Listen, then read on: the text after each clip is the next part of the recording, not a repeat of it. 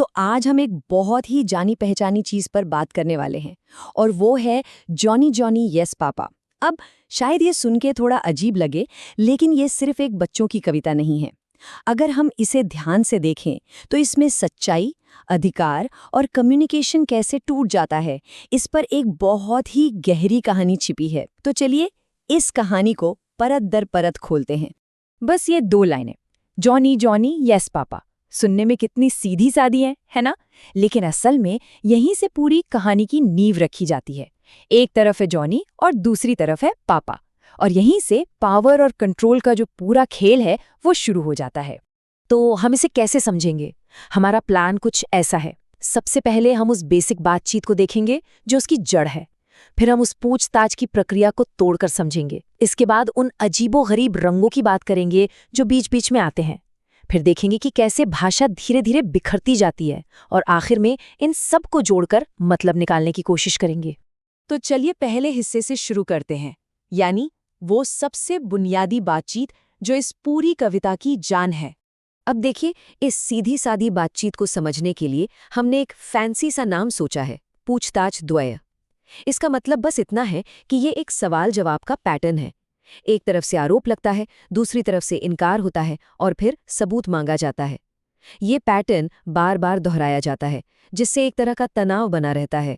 ये जो डायलॉग है ना, वो एक एंकर की तरह है। मतलब पूरी कविता में चाहे कितनी भी अजीब अजीब चीजें हों, कहानी बार बार घूमकर इसी सवाल जवाब पर वापस आ जाती है। यही वो चीज है जो इस पूरी कहानी को एक साथ बांधे रखती है, वरना सब बिखर जाता। ठीक है, तो अब थोड़ा और गहराई में उतरते हैं। अब हम सिर्फ पूछताछ की प्रक्रिया पर फोकस करेंगे। इसे स्टेप बाय स्टेप तोड़ के देखते हैं। तो देखिए, ये 4 स्टेप्स में होता है।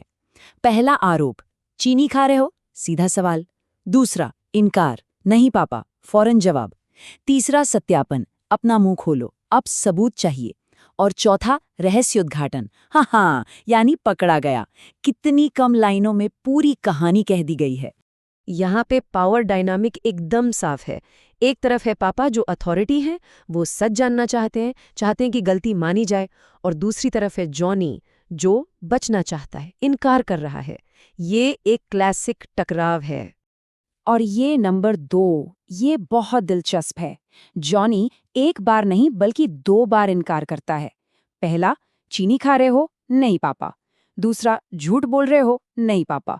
ये उसकी एक सोची समझी स्ट्रैटेजी है, भले ही वो आखिर में काम नहीं आती।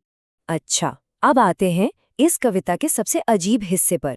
ये रंग कहाँ से आ जाते हैं? कहानी चल रही होती है और अचानक से रंगों के नाम आने लगते हैं। इनका कहानी से कोई लेना देना ही नहीं लगता। तो सवाल ये है कि इन रंगों का आखिर काम क्या है?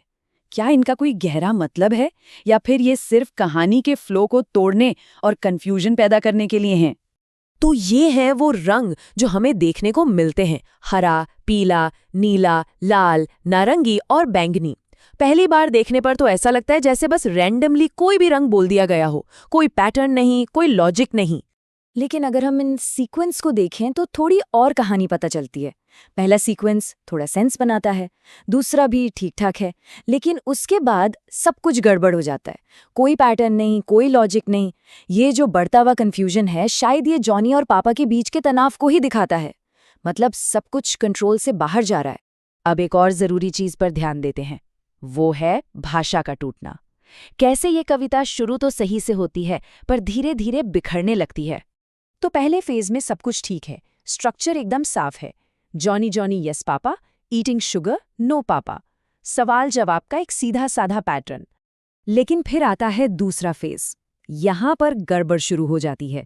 मेन डायलॉग के बीच में ही वाओ वो वाओ जैसी आवाजें आने लगती हैं, रंगों के नाम। यहां भाषा टूटना शुरू हो जाती है, कम्युनिकेशन में रुकावट आने लगती है। और फिर आता है आखिरी फेज, जहां सब कुछ खत्म हो जाता है। बात बस हाँ हीट पर आकर रुक जाती है। इसका क्या मतलब है? कुछ नहीं, ये सिर्फ आवाजें हैं। यहां आकर बातचीत पूरी तरह से खत्म हो चुकी है, कम्युनिकेशन फेल हो गया है। तो हमने ये सब अलग अलग हिस्सों में तोड़कर देख लिया। अब इन सब को जोड़कर देखते हैं कि आखिर में हमें क्या समझ आता है। ये चार्ट बहुत कुछ कहता है। देखिए, सबसे ज्यादा बार पापा शब्द आया है, जो दिखाता है कि अथॉरिटी हमेशा मौजूद है। उसके बाद नहीं और जॉनी बराबर बार आए हैं। ये इनकार और पहचान के बीच की सीधी टक्कर को दिखाता है। और ये चार्ट पूरी कहानी को एक नज़र में दिखाता है। आप देखिए, 45% हिस्सा सिर्फ पूछताछ है और 25% इनकार। मतलब 70% कविता सिर्फ टकराव और संघर्ष के बारे में है। यही इस कहानी का असली दिल है। तो आखिर में सवाल यही बचता है, क्या जॉनी जॉनी यस पापा सिर्फ एक बच्चों की कविता है, या फिर ये उससे कई ज्यादा गहरी चीज है? शायद ये सच, झूठ और पावर के बारे में एक कहानी है। ये दिखाती है कि कैसे अधिकार के सामने सच कितना नाजुक होता है और कैसे कभी-कभी बातचीत करना नामुमकिन हो जाता है। इस पर जरूर सोचिएगा।